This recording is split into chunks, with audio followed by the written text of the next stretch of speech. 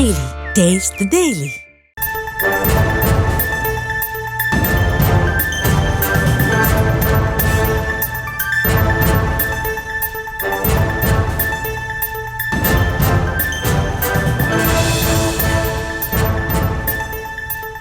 அண்மை செய்தியை பார்த்து வருகிறோம். சென்னை அண்ணா பல்கலைக்கழக மாணவி பாலியல் வன்கொடுமை சம்பவத்தை கண்டித்து பாமக தரப்பில் போராட்டம் நடத்தப்பட்ட நிலையில் தடையை மீறி போராட்டம் நடத்தியதாக அவர்கள் கைது செய்யப்பட்டார்கள். தொடர்ந்து சௌமியா அன்புமணி தலைமையிலான பாமகவை சேர்ந்தவர்கள் திருவல்லிக்கேணியில் உள்ள சமுதாய நலக்கூடத்தில் அடைக்கப்பட்டிருக்கிறார்கள். கூடுதல் விவரங்களோடு இணைகிறார் எமது செய்தியாளர் ராஜேஷ். ராஜேஷ், வணக்கம். விவரங்கள் என்ன? வணக்கம். பாமகவினர் போராட்டத்தில் ஈடுபட முயன்ற பாமகவினர் தற்போது கைது செய்யப்பட்டு அவர்கள் திருவல்லிக்கேணியில் உள்ள சமுதாய நலக்கூடத்தில் வைக்கப்பட்டிருக்கிறார்கள். அண்ணா பல்கலைக்கழக மாணவி அந்த வன்கொடுமை செய்யப்பட்ட விவகாரம் தொடர்பாக அதனை கண்டித்து பாமக சார்பில் இன்று மகளிர் அணி சார்பில் இந்த போராட்டம் நடைபெறும் என அறிவிக்கப்பட்டிருந்தது.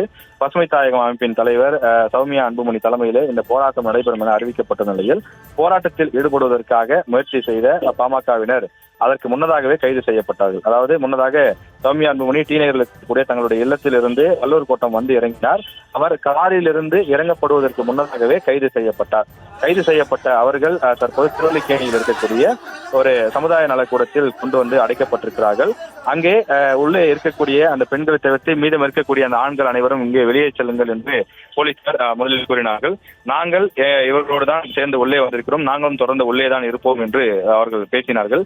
எனவே இருதரப்புக்கும் இடையே கடும் வாக்குவாதம் ஏற்பட்டது. அங்க இருக்கக்கூடிய ஆண் நிர்வாகிகள் மற்றும் காவல்துறையினரிடையே கடும் வாக்குவாதம் ஏற்பட்டது. அந்த அறைக்கு உள்ளே, அதாவது திருவல்லிக்கேணி சமுதாய நலக்கூடத்திற்கு உள்ளே பெண் நிர்வாகிகள் மட்டும் சுமார் 50 பேர் இருந்தார்கள். சௌமியா அன்புமணியும் உள்ளேதான் இருக்கின்றார். அந்த நேரத்தில் ஆண் நிர்வாகிகள் தாங்களும் உள்ளே செல்ல வேண்டும், எங்களையும் அனுமதிக்க வேண்டும் என்று அவர்கள் கோஷம் எழுப்பினர். ஆனால் அவர்களை உள்ளே அனுமதிக்காமல் தொடர்ந்து போக்குவரத்து அதாவது போலீசார் தொடர்ந்து தள்ளுமுள்ளிலே ஈடுபட்டனர். இதனால் அங்கு சிறிது நேரம் ஒரு பரபரப்பு ஏற்பட்டது. அவர்களை முந்திக் கொண்டு, அதாவது அந்த காவலர்கள் கதவை வைத்து மூடியிருந்த நிலையிலே அவர்கள் அந்த கதவை உடைத்துக் கொண்டு செல்வது போல உள்ளே அத்துமீறி செல்ல முயற்சி செய்ததினாலே பரபரப்பு ஏற்பட்டது. பிறகு காவலர்கள் அவர்களை வெளியே தள்ளிவிட்டு கதவையும் இழுத்து மூடிவிட்டார்கள். அதனைத் தொடர்ந்துதான் தற்போது சாலை சாலையாக பல்வேறு நிர்வாகிகள், ஆண் நிர்வாகிகள் பல்வேறு இடங்களிலிருந்து புறப்பட்டு வர தொடங்கியிருக்கிறார்கள். தற்போது இந்த இடத்தை பொறுத்தவரையிலே ஒரு 100 ஆண் நிர்வாகிகள் வந்திருக்கிறார்கள். தொடர்ச்சியாக இன்னும் வந்து கொண்டிருக்கிறார்கள். வரக்கூடியவர்கள் அனைவருமே உள்ளே அந்த சமுதாய நலக்கூடத்திற்கு உள்ளே அனுமதிக்கப்படுகிறார்கள். அங்கு முன்னதாக அந்த போராட்டத்து களத்திற்கு வந்து போராட்டத்தில் ஈடுபட முயன்ற போதும் கடும் பரபரப்பு ஏற்பட்டது, தள்ளுமுள்ளு ஏற்பட்டது. தொடர்ந்து நாங்கள் பேட்டி கொடுத்து விட்டால் செல்கிறோம் என்று சௌமியா அன்புமணி குறிப்பிட்டார். ஆனால் அதற்கு அனுமதி கிடையாது. காரணம், இந்த போராட்டத்திற்கே அனுமதி கிடையாது. நீங்கள் தடையை மீறிதான் போராட வந்திருக்கிறீர்கள். எனவே இந்த இடத்தில் நிற்பதற்கே அனுமதி கிடையாது. இந்த பகுதியை பொதுமக்கள் செல்லக்கூடிய வழி ஒரு பரபரப்பான சாலை. இந்த சாலையில் அனுமதி இல்லாமல் போராட்டம் நடத்துவதற்கு அனுமதி கிடையாது. இது பொதுமக்களுக்கு போக்குவரத்துக்கு இடையூறாக அமையும் என்று காவலர்கள் அவர்களிடம் தெரிவித்தார்கள்.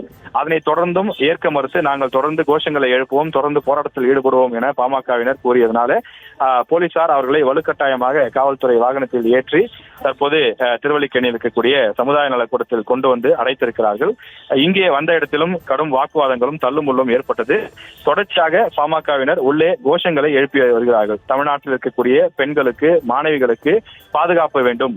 ஏற்கனவே பல்வேறு மாவட்டங்களில், மதுரை, புதுக்கோட்டை உள்ளிட்ட இடங்களில் இது போன்ற சம்பவங்கள் நடைபெற்றிருக்கிறது. அவற்றில் உண்மை குற்றவாளிகள் கடுமையாக தண்டிக்கப்பட வேண்டும் என கடும் கோஷங்களை எழுப்பி வருகிறார்கள். விவரங்களுக்கு நன்றி ராஜேஷ்.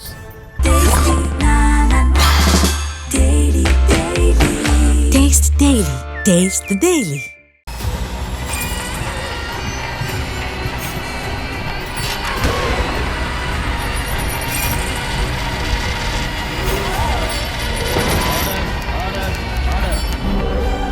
நிகழ்தகவு குற்றங்களின் மறுபரிமாணம். நாள்தோறும் இரவு 10 மணிக்கு இணைந்திருங்கள் நமது நியூஸ் தமிழ் தொலைக்காட்சியோடு.